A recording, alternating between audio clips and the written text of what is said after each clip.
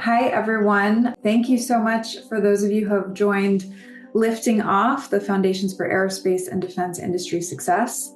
We're really excited to bring this to you today. Stephen and I have known each other for a couple of years through our networks and do things that are very complementary, and we're both very passionate about this area. So I'm going to go ahead and share my screen and get this party started, and then we will introduce ourselves to everyone. All right, here we are. Introduction. All right, Stephen, do you want to get started, or would you like me to get started? You can get started and then I'll jump in right after. All right, awesome. So a brief introduction of this webinar topic. When Stephen and I were talking about the things that we do, so I run marketing, I run a small consultancy, I've been in-house with several companies over the years. Before that, did marketing for about 20 years in agencies.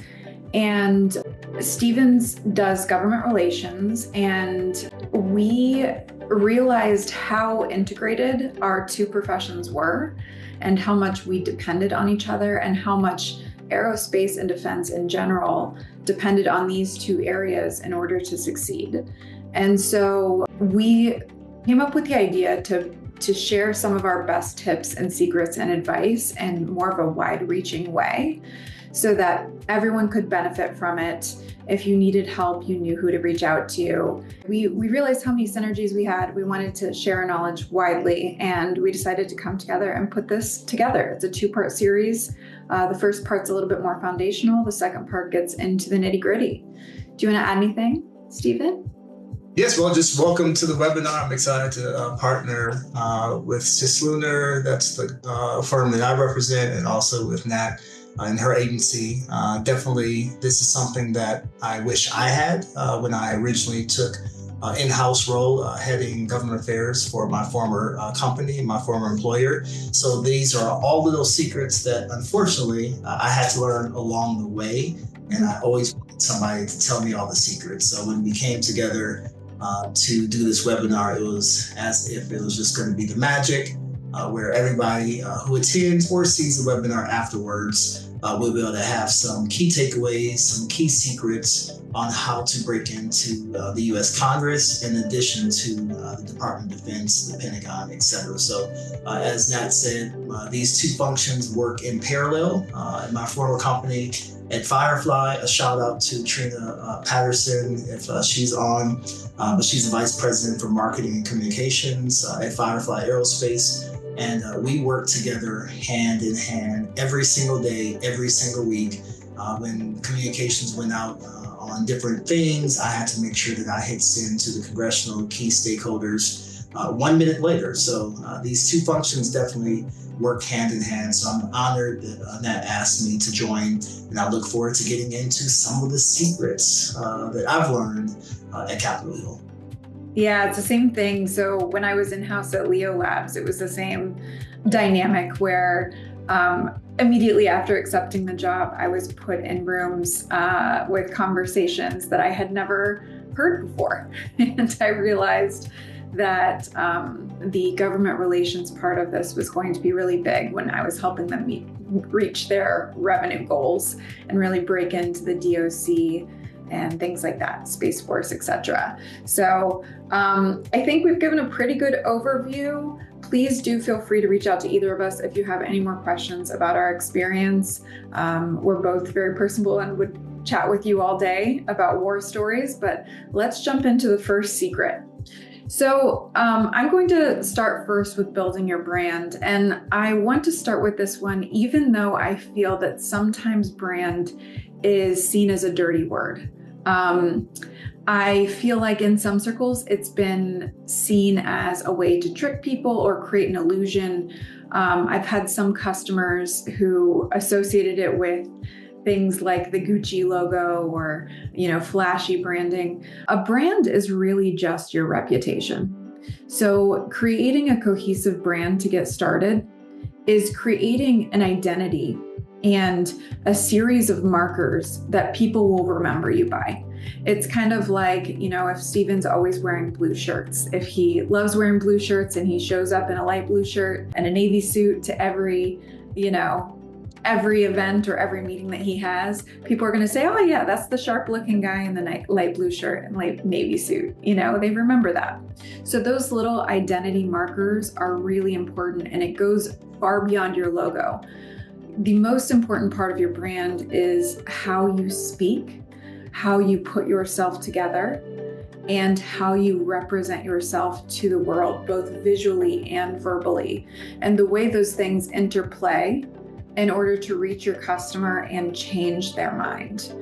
And a really good example of this, I wanted to give you guys examples for every piece of this, every piece of advice we were giving you rather. So this is an example of a company, a small startup that we helped launch, I want to say 2 years ago. They're called Sift.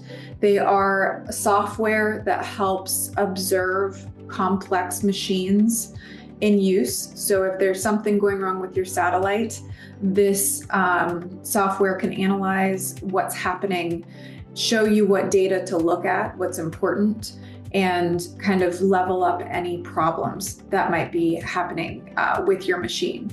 It's called an observability stack. So when we were launching them, they had a previous name that didn't really make sense for what they did.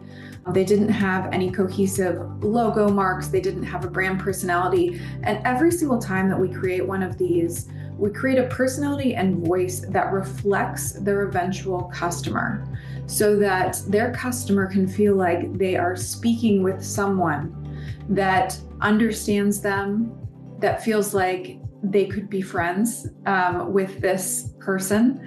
And it's really the company. It's really the company's voice and tone speaking to the customer.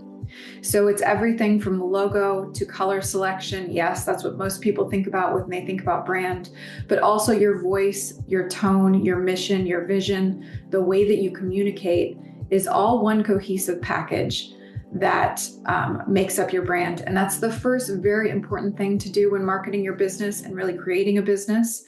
And the psychological research that you do into your customer's point of view here will be useful for you in several other points of your business, whether it's creating your product, all the way to positioning on the investor stage, on the national stage to the general public, etc. All of that research that you do at the brand stage will be exceptionally valuable to your business strategy. Second tip. Yes, so the second tip, I'm going to move over from the brand. Once you actually have your brand set, powerful logo. My former company had a very powerful logo. I will not say their name, but everywhere you go, you see the logo. And I say that because at Capitol Hill, while you're walking around Capitol Hill, you want to have that stage presence or the presence while you're walking through the halls of Congress. And that's something that my former employer had an amazing one of. So when you have your brand, I would just say that when you come into the offices, I'm a former staffer, a senior staffer for the U.S. Senate, worked on the Senate Authorizations Committee, so SASC, and also House Authorizations Committee, so HASC. And when I worked on those committees, one thing that I would say a pain point for me was when companies came in with their logo, but then that's what they sold. So for the secret number one of stop selling and start showing up, it's really understanding that critical mind shift change. When you come to a customer, yes, you need to sell. When you come to the government, yes, I get it. You have to sell your technology. When you come to Capitol Hill, it really has to be a mind shift change. So Congress, the staffers, the member of Congress, the national security advisor, the legislative director, they're not looking for another sales pitch. Trust me, I've thrown many sales pitches in the blue bin. However, we're looking for partners. We're looking for somebody that understands the mission and also who shows up to Capitol Hill consistently. So for example, at Firefly, my former employer, it made senior executives cringe because I didn't ask for money. Yes, you heard me right. I did not ask for money the first couple times. I went in, we asked, how can we help Texas grow? For example, the headquarters was in Texas, and we want to know from the member of Congress, how can Firefly how can me as the lobbyist or as the head of government affairs, how can we serve Texas? How can we serve Cedar Park? And doing that consistently and not just one time, and then the next time coming back and saying, give us $50 million. Eventually the office allowed us to have that relationship. And then what ended up happening is they would contact us and say, hey, you've been a great partner, but what do you need? And that's how it turned out to be the Texas Space Commission. You can Google that. And after many months and many weeks of meetings and asking how we can serve, Texas ended up serving Firefly and giving them $8.2 million in the past few weeks for the Texas Space Commission. So one of the takeaways is identify probably around 7 to 10 congressional and state offices that are relevant to your work. Take that brand, but instead of selling, show up and really try to understand how you can serve and help that office. I absolutely love these two tips together, because all of the deep psychological research that you did in your branding process, when you looked at all of the stakeholders, their viewpoints, and really built that empathy, will be so critical in helping you show up and just be there to support the mission rather than repeating a sales pitch over and over again. So these two tips go together so well. I love this tip. Moving on, I get a lot of questions about messaging, a ton of questions about messaging. It's hard. Most people overcomplicate it. That's the tricky part, right? They want to say everything. They want to talk at their customer and all of their stakeholders a mile a minute. We live in an attention-starved economy where the more you say, the less people are likely to listen. That's the hard truth about all of this. So that's why it's so important to craft a messaging strategy that resonates with all of your stakeholders. Now that means that you're going to have to identify your key messages, and then you're going to have to stratify each of these key messages to make sense and be compelling to different stakeholders involved, especially when you're working with governmental bodies or primes. So what is that message? How do we translate it to Capitol Hill? How do we translate it to the check signer? How do we translate it to the user of the product, which is often different than the check signer? So we need to create this really concise, impactful messaging and then stratify it and make sure that we are speaking the way that each of these stakeholders speak so that we're resonating with them and they understand. Case in point, here is another client of ours. This is First Resonance. This is a manufacturing software company. They're incredible. The CEO came out of SpaceX and originally developed the software for manufacturing at SpaceX and then spun off so that he could build manufacturing software for everyone. It's highly technical. And that does not mean that your message should be highly complicated. So if you look at this series over here on the right-hand side of pieces of their messaging that we created for them, you'll see that first we created a brand personality, and now you can see how the branding step starts to translate to messaging, because we identified what is their core message and then pulled out key themes that resonated with their customers based on that deep empathetic research, and then stratified them. So we translated that theme to someone that they might be speaking to in the general public to build press relations. We translated it to users, to check signers, to anybody that needed to hear that message, and spoke to them in their language so that we had a core messaging house that anyone in the company, new AEs, government relations, whoever it is, could pull from so that they're all speaking the same language. Speaking of speaking.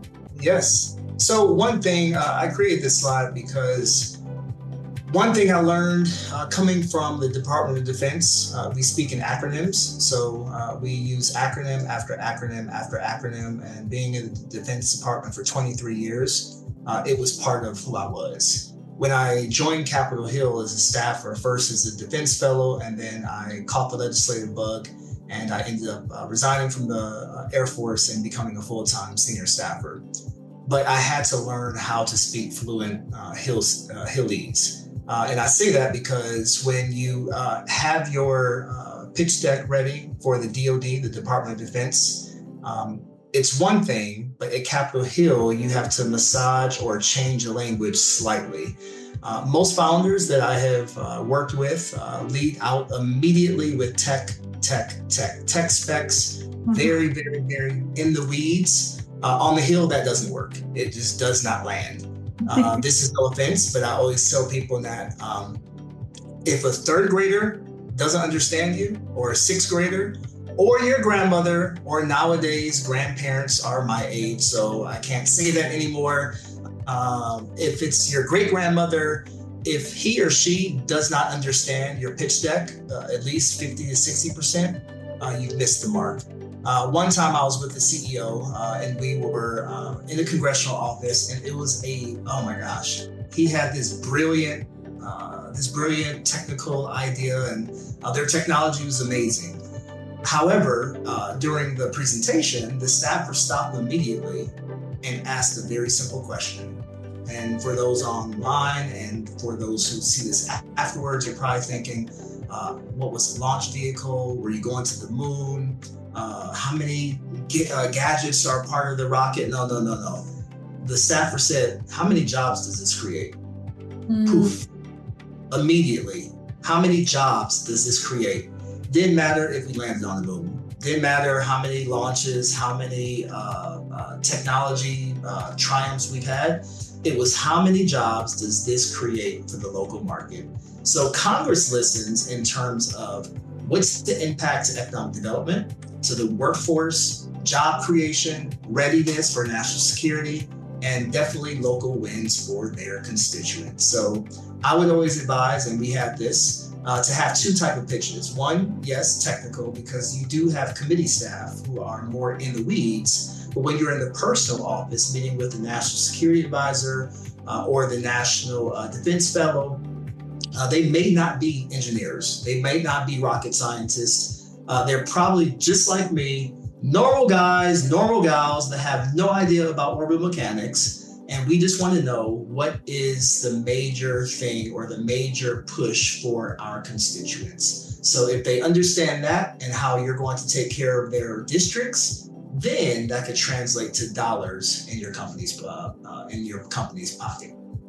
I think this is really interesting. And again, I love this tip in conjunction with the last tip, because one of the instincts that I see when I'm working with founders, especially first-time founders, is that they want to wow everyone with their deep knowledge, their deep technical knowledge. And they often will create messaging before we get a hold of them that goes so far over the heads of the people that they're trying to reach, both on the Hill and otherwise, that they end up turning those people off, right? The thing that you do not want to do in this situation is make your audience feel like they're not knowledgeable enough or that they are stupid. You know, like, oh, I'm not smart enough in this area to make a good decision. That's the worst thing that you can do. And it will oftentimes lead to them just pushing you out of the way or pushing you away rather than trying harder to understand, because they have enough things on their desk that they're trying to understand that are easier issues to tackle. So if you break down and simplify what you're trying to say, it will work for a variety of audiences. Don't get highly technical at first. Do not try to impress them with your knowledge. Make sure that it's as simple and clear as you can possibly get so that anyone can understand. I think that this is a great slide. Nat, I remember arriving to my former company, and I saw their first pitch deck. And I still was a staffer in my mind. I forgot I was in the private sector. I didn't go off, but I was like, what is this? I said, I don't understand this. And they said, oh, but this and that and this equation. I said, okay, and what do you need me to do? They said, oh, go get us some money from Capitol Hill.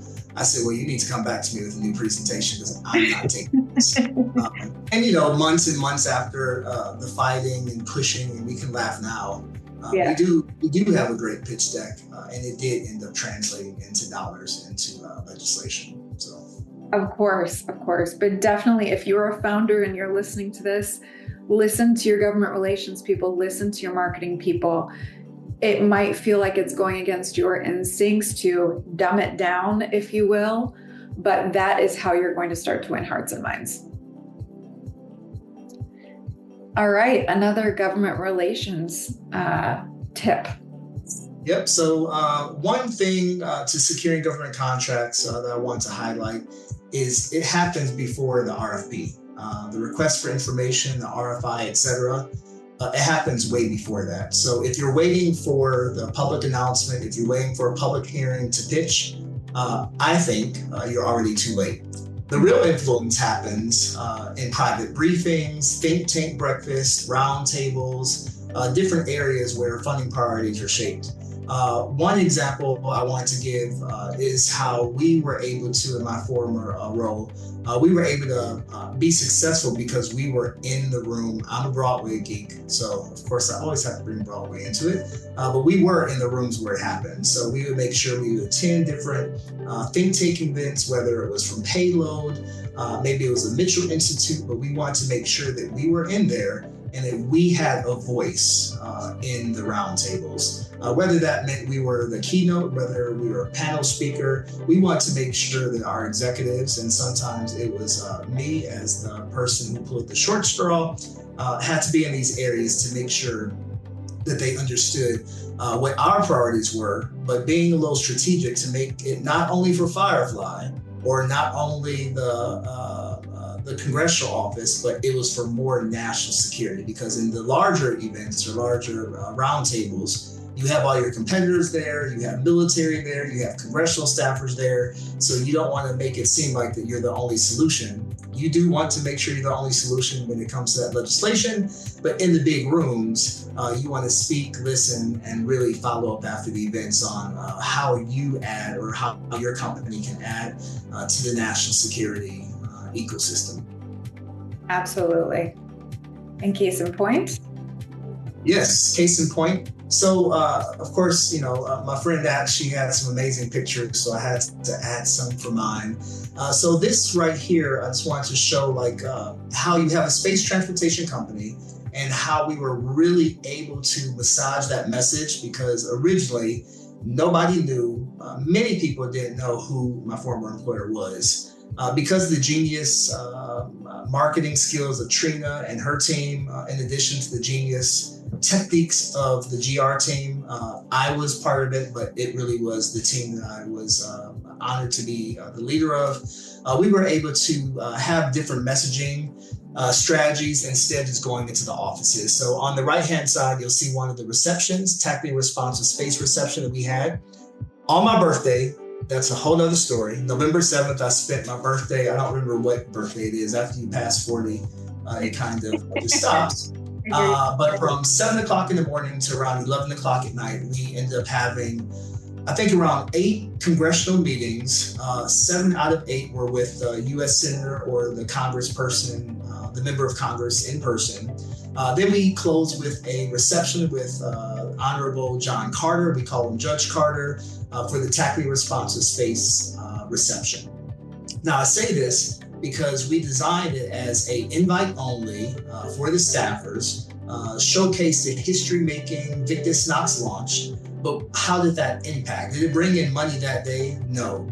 However, the other picture is me and Rep Carter, who after this visited Firefly, our rocket ranch, and made a presence, stayed for 2 or 3 hours, hanging out with the teams and hanging out with the engineers and all the staff, because he saw the importance of the technology that Firefly created. And not only for Texas, but it was for all of national security. So I would just say the Hill visibility, the win for us was not only having the member of Congress be our champion, but also having a member of Congress visit us at the Rocket Ranch, not once, not twice, but several times, and making sure that he knew that we were grateful for him being our champion for tactical responsive space that, yes, supports Firefly, but it supports Rocket Lab, it supported SpaceX, it supports all the companies because we want to be more responsive, and that was the priority of the Space Force. So we want to make sure we align with Congress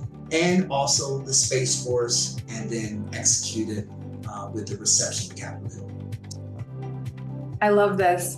I think one of the most important things to understand is networking and spreading thought leadership and goodwill in person and also digitally at the same time, and how the two work in tandem, which is why it's so important to think about things like this, physically being where decisions are made as much as you can, being in those rooms, hosting those events, and then thinking about following it up with how you show up digitally. Now, the number one question that I get from almost every single startup that is going after a governmental customer is, does LinkedIn really matter? Does LinkedIn, does social media, does any of this really matter for my government customer? Because a lot of them aren't on LinkedIn. The actual buyer, the person at the top making the final decision, might not be that active on LinkedIn or on LinkedIn at all. So they ask me, could I just get away with not doing social media at all, not doing digital marketing at all, and just showing up to places? And the answer is absolutely not. And the reason is, even if the final decision maker or check signer is not that active on social media, their office is. So all of the people who are working for them, or a lot of the people they are working with or interacting with, you want to be on their mind as much as possible. You want to be in their inboxes if you can. You want to be the person providing them with well-researched content and insights that they can share with their bosses and their teams, right?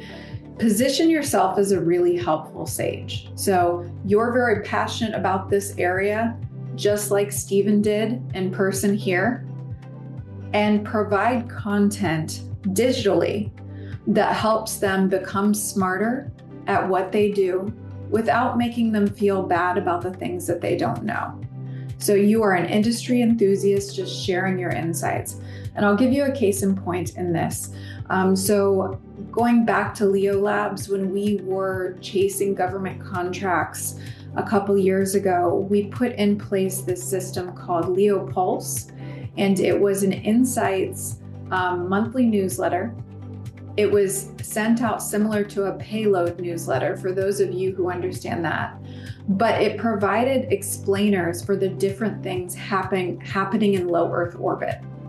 So if there was an anti-sat, if there was a breakup event, a debris event, something like that, we put all of that information in there so that our customers and our potential customers would have this useful resource that they could reference and call on for free from our team. And we helped them be the person in the room who knew the most about what was happening.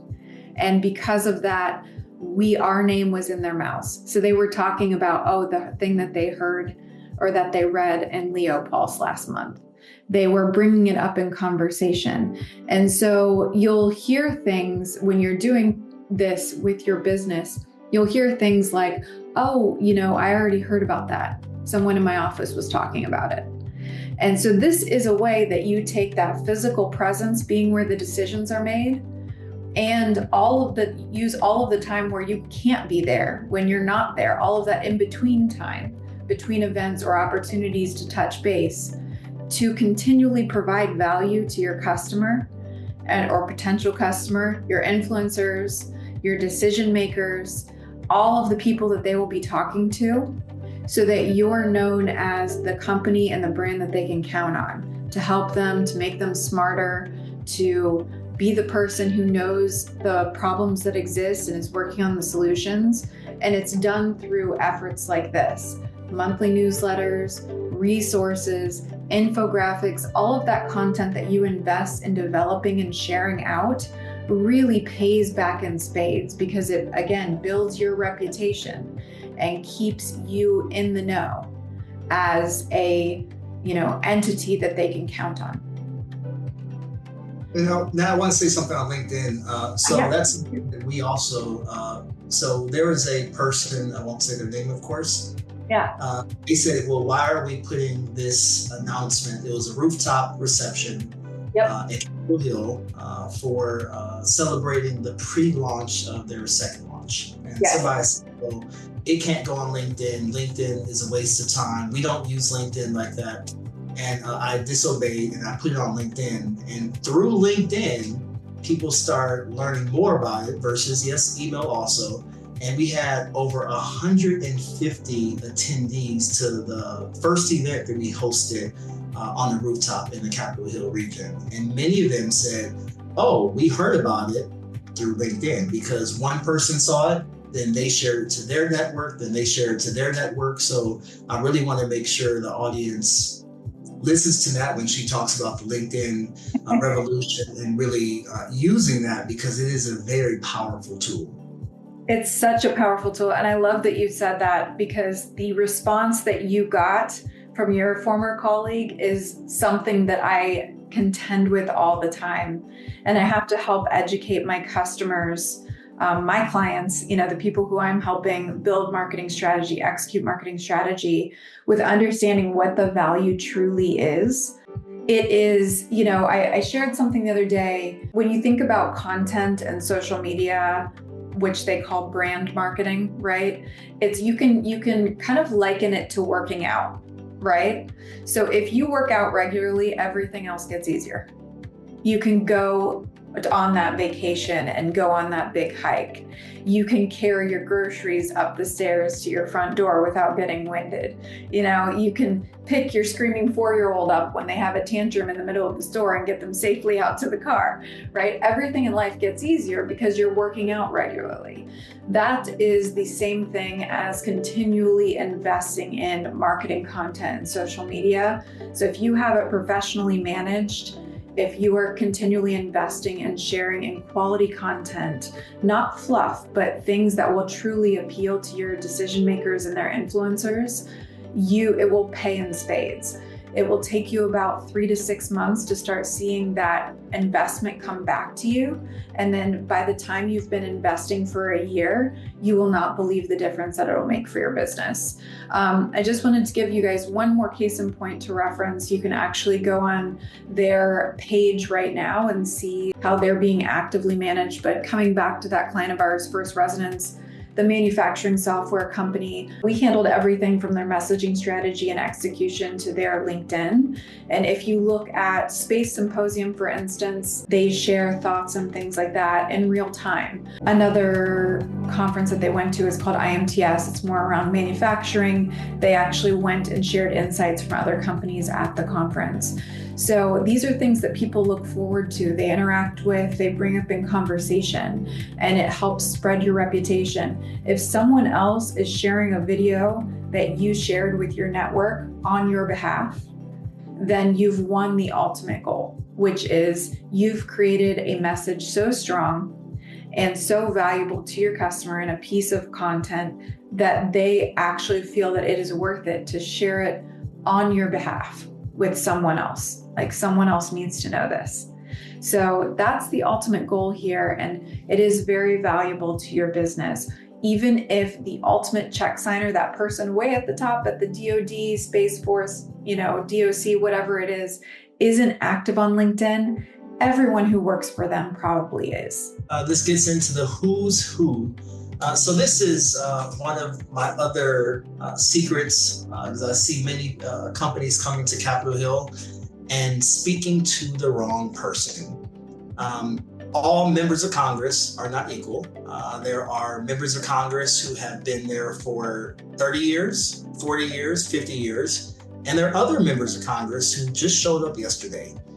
So I love when, and this is something us lobbyists, I'm a federal lobbyist, a registered lobbyist, you can look me up under I think it's the Senate Senate Ethics Committee. So one thing that I loved when I was in my former role, when lobbyists would come to me to try to win Firefly's business, they would throw these names out of who's on their board and who they were easily able to connect us to. For example, I'll use my name. Even though at Capitol Hill, you can probably figure it out. On the Senate side, there is a senator that I am mistaken for all the time. Received a lot of text messages last week or 3 weeks ago congratulating me for being on the House floor for 25 hours, but that was not me. Just a little humor. I say that to say this. You can have a big name person on the Education Committee, for example, or Education Caucus, and you can throw their name out, their picture, and they don't care anything about your industry. So I always say this, Congress, first off, is not a big ATM. Here in where I'm at now, residing in Spain at the moment, our ATM machines didn't work last week. So this is kind of, it hits home right now. But Congress is not one big ATM. It's a network, and it's a network of very specific like budget thoughts, I guess you can say. And a lot of companies pitch to the wrong members. Yes, members of Congress are very friendly. They're supposed to be friendly. That's what the constituents pay them for.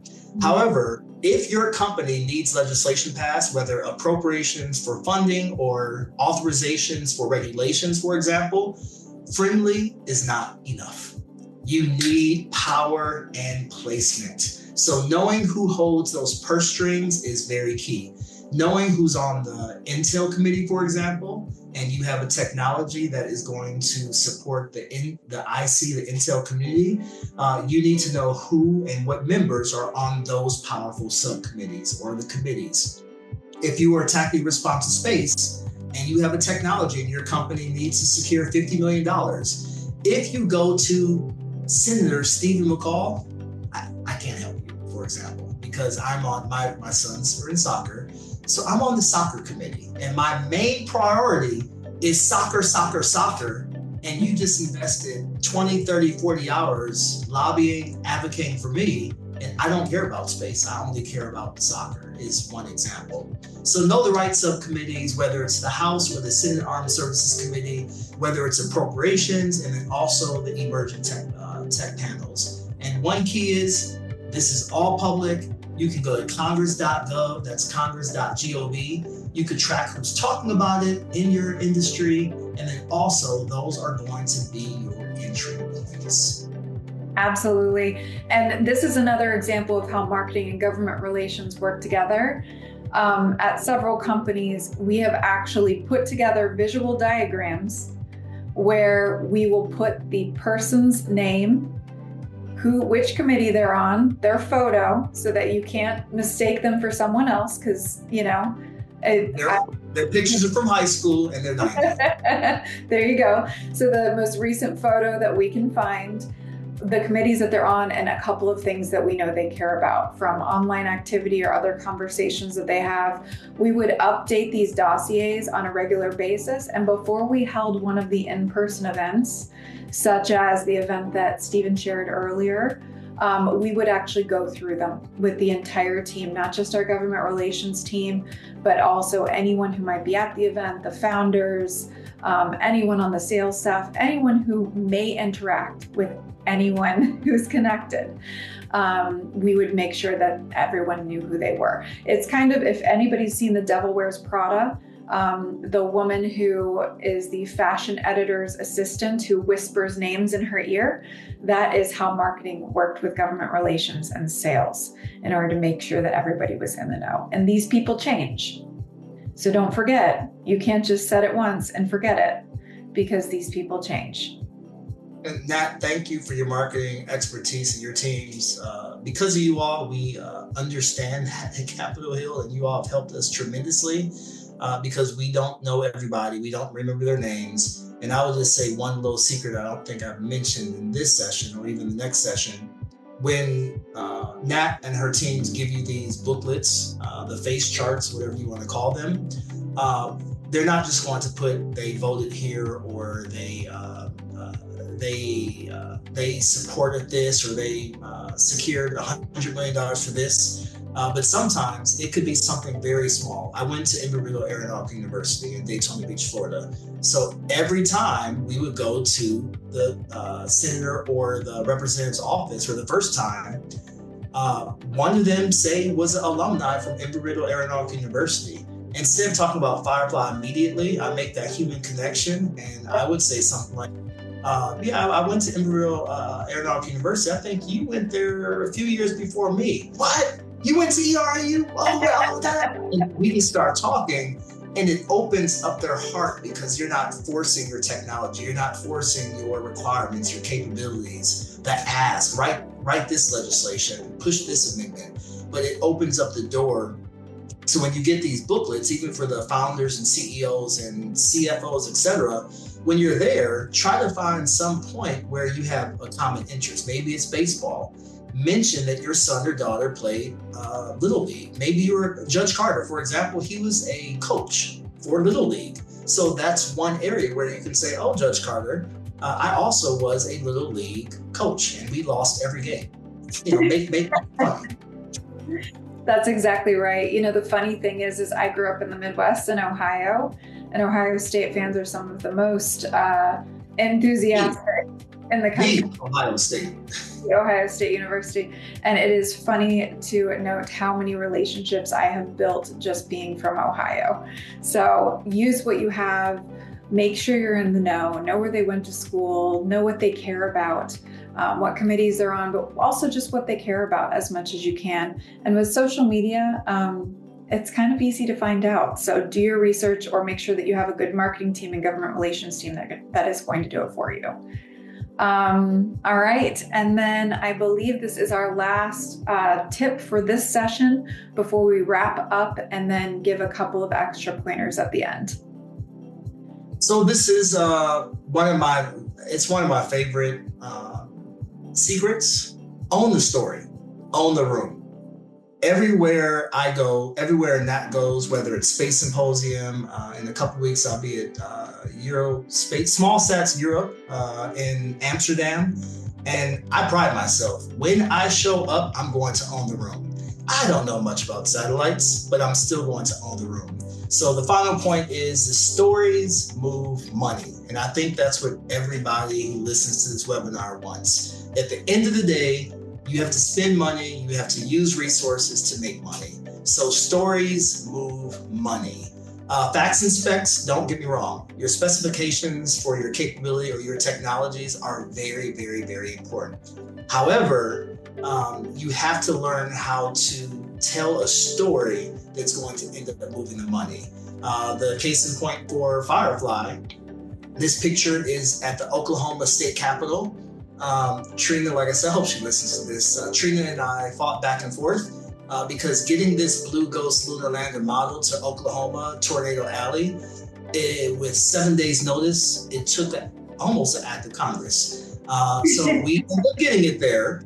I was not too popular until the Speaker of the House, the top legislators at the Oklahoma State office, all of them started coming by, and it started opening their hearts from when they were kids. Because they said, I remember when Neil Armstrong, walked on the moon. I remember when the rocket launched, and I was such and such years old watching it on TV, and it was a national prideful day.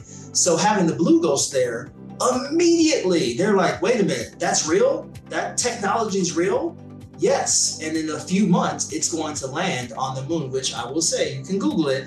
The Blue Ghost did officially land on the moon several weeks ago, the first US commercial company to do that successfully, straight up, etc. And because of that, the members were like, okay, how much money does Firefly need? And then they opened up the banks for us, for them back then. So when I say that the story really does move the money, I mean it. Make sure you have a good story. Yes, back it up with data. Don't start with numbers. And then really highlight how it's going to impact the state. So how does the Blue Ghost impact? Guess what? The little 5 or 6 year old now can dream to go to the moon or build a lunar lander. How does the lunar lander impact Oklahoma? You can't launch from Oklahoma, but it's going to bring back memories, because we were not only rocket designers and rocket launchers, but I was a storyteller of Firefly. And that's what I pride myself in. And I told all members of Congress I met with, please don't ask me any questions about the technology. That's why I brought the engineer with me. I said, but I am the storyteller for Firefly. And now that I have departed from there and work with Cislunar International, my amazing business partner, Sam, the co-founder, I believe he should be on. We are now the storytellers for many companies worldwide. And it's an honor for me to do that. I want to give you guys a couple of things to avoid, to leave you with, just so that you don't fall into one of these common pitfalls. And then Stephen and I will wrap up with, how to get a hold of us if you need help, whether that's just good advice or you need consulting help. And we'll answer some questions where we've been getting asked, do we work together? The answer is yes. So let's get through these pitfalls first, and then we will wrap up for everyone and give you some advice on how to take it further if you're ready to do that. So these common pitfalls. Stephen, what do you see? What is your biggest pitfall? I've got a couple listed here. What do you think first? Yeah, I think the biggest pitfall for early stage companies is they don't need marketing and they don't need government relations. Yes. It's all about contracts. Let's win the grant, let's win the SBIRs, the STTR. And then once we raise and once we have $100 million of grants and seed money, then we could spend maybe $15 or $20 on marketing and $3 for government relations. So I think that is the biggest pitfall I see in early stage aerospace companies, and the other lobbying firms and consulting firms that my friends work at that just left Capitol Hill. I won't say his name, but he was a professional staff member, PSM. He did a podcast a couple of weeks ago, and he said one of the number one pitfalls that he saw, and we did not talk about this webinar. I didn't even know he did the podcast until after. And one of the top pitfalls he saw was early stage companies not coming to Capitol Hill early and not focusing on marketing early. Yep. I absolutely agree. So there's a couple things that I see. Obviously, when you only have a certain amount of money, you're maybe a seed round company, maybe a Series A, even up through Series B, you're looking to keep things economical. And that is important, but you need to spend money where it matters. And one of the things I'll hear is like, oh, we got our logo. It was done by someone on Fiverr or whatever. And that's fine. Keep your logo if you'd like to keep your logo, but marketing goes so far beyond that. We will give you the psychological research. We will make sure that your messaging house is in order. We will give you strategies to reach your key stakeholders. We will help you build empathy and trust. We will work with your government relations team in order to make sure that they have the right materials that they need. And we're putting together things that will help them win hearts and minds. So the number one tip I have is don't go it alone in government relations or marketing. Get some professional help. You would not believe the talent that is out there with small agencies and both of these, and small consultancies in both of these areas. And it will pay back in spades. And also, most small consultancies are not looking to get as much money as they can from you in one go or overcharge you for something. They're looking to build long-term relationships because it's easier for boutique consultancies and agencies, marketing agencies, to maintain long-term relationships at a low and affordable level than it is to continually try to win big contracts. So they're not going to overcharge you. If it's someone who's really knowledgeable about working with an early stage company, they're going to know when you can take more economical measures and where you need to invest. So make sure that you're working with professionals. And the second one I just want to leave you guys with is avoid being a know-it-all. When you go to Capitol Hill, when you're talking with stakeholders, avoid that overly technical speak. Avoid telling someone or insinuating that you know how to do something better than the government has done it in the past, or a government partner has done it in the past. You want to position yourself as their sidekick, not make them feel like your knowledge is superior, and treat your relationships with care, which is what Stephen's team is here to help you do. And they will help, a good government relations consultant like Stephen's team, like Cislunar, will help your stakeholders fall in love with your company rather than feeling intimidated by it or feeling turned off by it, which is the worst thing that they could be. Do you have anything else to add for pitfalls before we wrap it up? No, I think the key thing that you said is don't go in it alone. I 100% concur. And I do want to say that also for the smaller boutique firms, and I'm probably more direct of a person. I'm GR. I'm a lobbyist. I have to be direct. If I didn't have the passion to do this for a small boutique firm, there's a lot more money I can easily make. For example, somebody at my level at a large firm, and I had offers, it's over $1,000 an hour, people. So trust me, working at a small boutique firm, I am not making that because I really have the passion to help smaller companies, pre-seed startups, to break into the U.S. Defense Department and also Congress. So that's why Sam and I started Cislunar. We both had the C-suite VP, et cetera, titles. We had offers elsewhere. However, we really wanted to help the smaller companies because working at Firefly, when I joined, there was no GR team. And then when I started asking other firms to help, and I was receiving these outrageous monthly budgets and retainer fees, and I went to the chief financial officer and he laughed at me, Darren. He said, Steve, I'm not giving you that money. So I had to learn how to do the government relations with a very small budget. But then I saw competitors who were spending millions and millions and millions of dollars in the GR world in lobbying.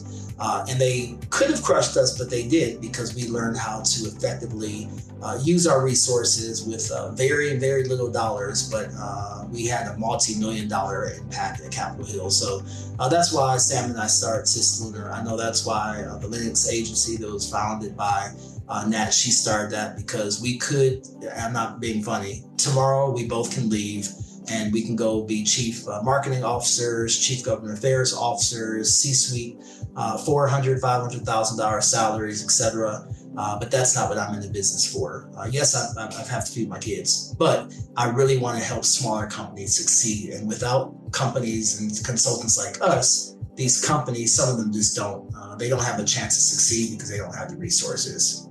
That's exactly it. It's what Stephen said. I could probably have a pretty comfy lifestyle working for some social media app somewhere, doing marketing for something that I didn't necessarily believe in with my whole heart, but paid well. And I started my agency because there were so many great startups and founders who had the ability to change the world if they just got the building blocks in place correctly.